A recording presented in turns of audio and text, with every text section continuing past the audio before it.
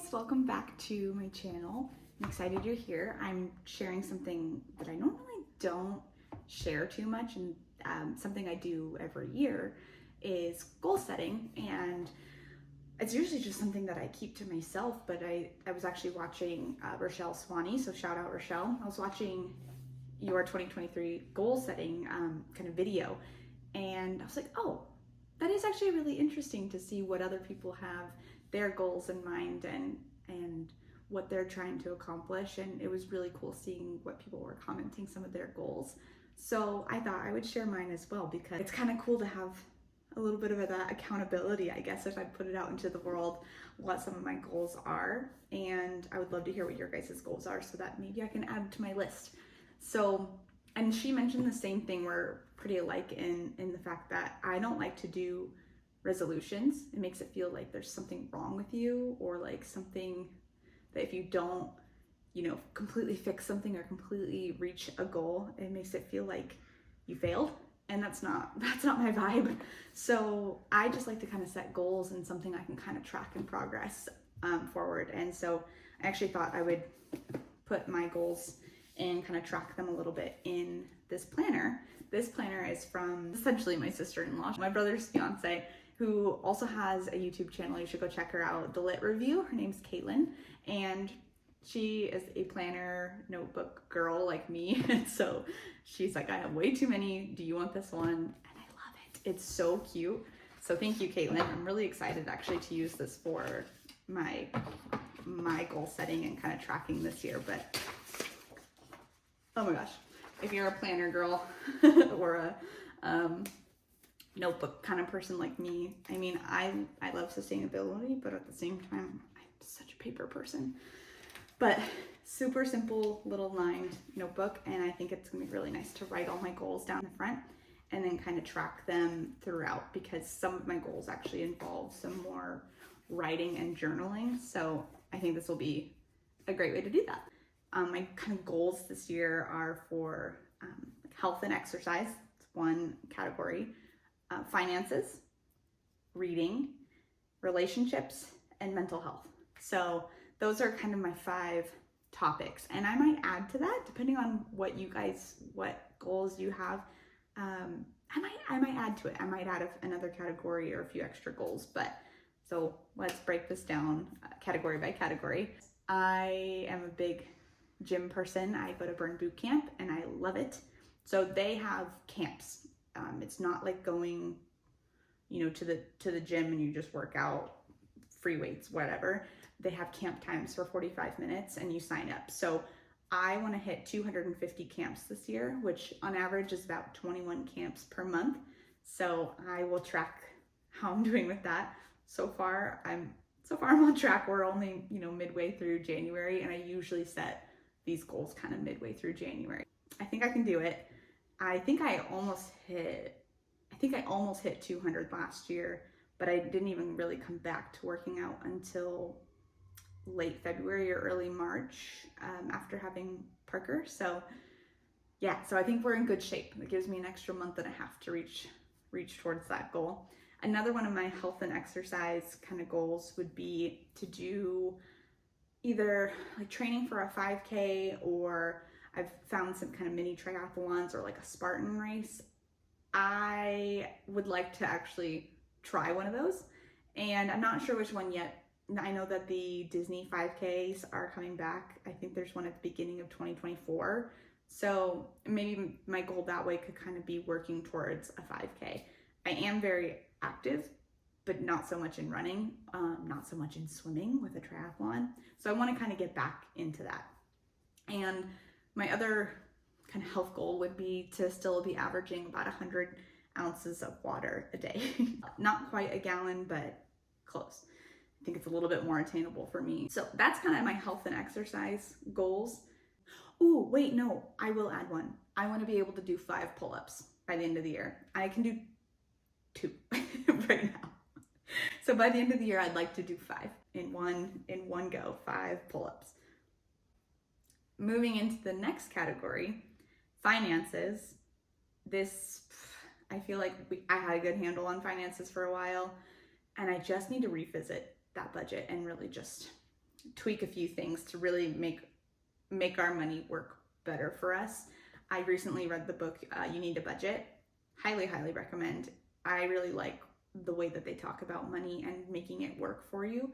Some things that I want to kind of focus on for finances: consolidating the auto pays and subscriptions, and really reevaluating what our top priorities are. Can we get rid of some of those? Are we not really using some of those auto pay kind of subscriptions? And really just consolidate those and not be, wasting money in that sense. I also want to pay off my husband's dirt bike. So we're getting pretty close to that, and I just want to make sure that we really pay it off this year. And we're a little bit ahead of when it needs to be paid off, so I just don't want to slack on that. I want to make sure it gets paid off this year. When it comes to my reading goal, this is really just it's just one goal that I have. So last year, and I use Goodreads to kind of track the books that I'm reading, and I'm in a book club with some of my friends, and it's so much fun. And I did a readathon as well last year, and I read 55 books in 2022. I did get a little burnt out from doing a readathon in October. That was so much fun, and I plan on doing it again, but I just need to prepare that November, December, I did not really want to read too much, because October I read so many books. So my goal for 2023 is to read 50 books, and I'm going to be tracking that on Goodreads. One book at least every month needs to be a nonfiction book. So I have some recommendations for you if you're also a bookish kind of person.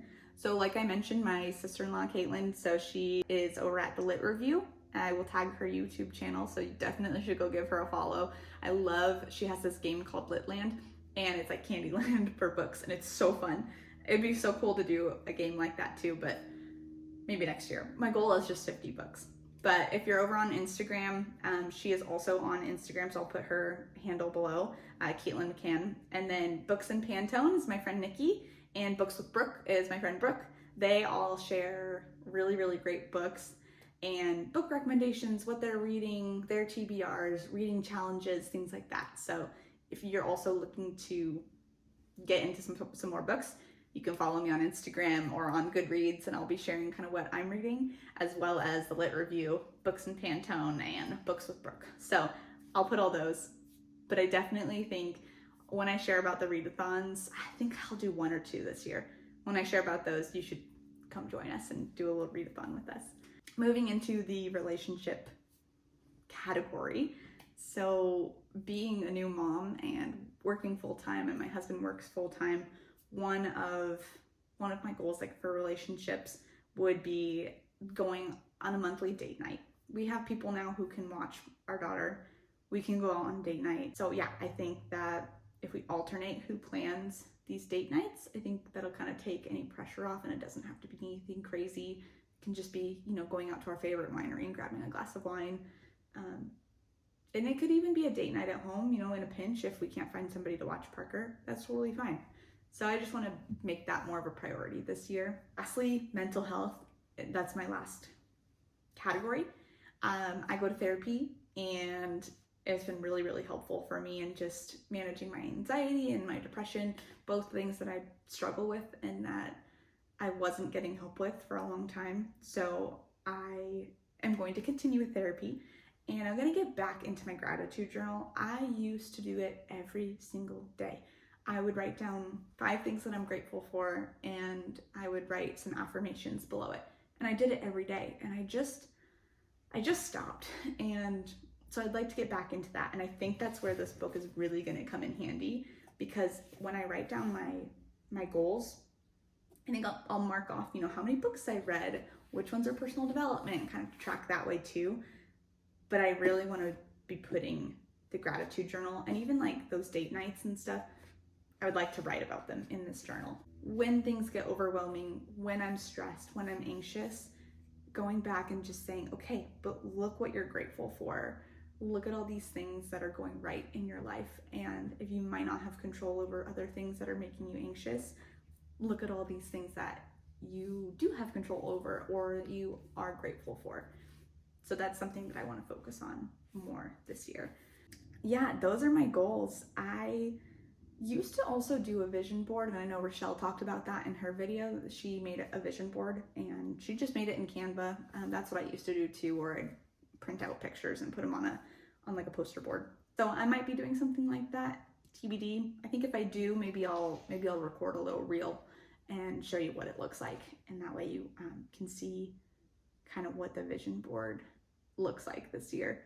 So it's a big year though this year, and so I'm trying to have some grace with myself because there's so much going on. I talked about how overwhelmed I was a couple days ago in a video because 10-year class reunion, we've got a cruise this year, working full-time, looking for preschools, all those things. It's just a lot. I just want to really like lay out what my priorities are for the year, those goals of those categories, and just focus on being happy this year, happy, growing, and having fun. I just want to have fun this year. So this is that journal that I was mentioning from Caitlin. And so I just wrote out my goals here a little bit more neatly with some cute little color coding and everything. And then I actually broke this into some tabs that you can see here, that some of the ones that I would actually want to track a little bit more. So some things like finances, I'd like to write out our budget there and kind of update it as I go. I'll be putting my daily gratitude in this same journal, and then just some reading notes. And I didn't leave too many pages for that because I do log most of it on Goodreads, but wanted to leave a little bit of room for like readathons and things like that. Kind of planning out books if I need to for those. And yeah, so I made these little tabs and everything. I'll put a little journaling, you can see that, a little journaling tab as well. So just for some general journaling. And then the back of this too has this nice little pocket. So if I need to, I can use that as well. But it's just such a cute journal. So thank you so much, Caitlin, for this. I love it, and I'm so excited to be using it.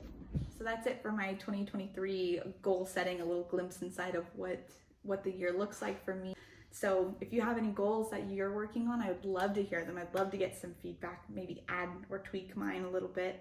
Thank you so much for spending some time with me. You can like and subscribe, and we can kind of follow each other's goals this year. And I'll see you in the next one. Bye, guys.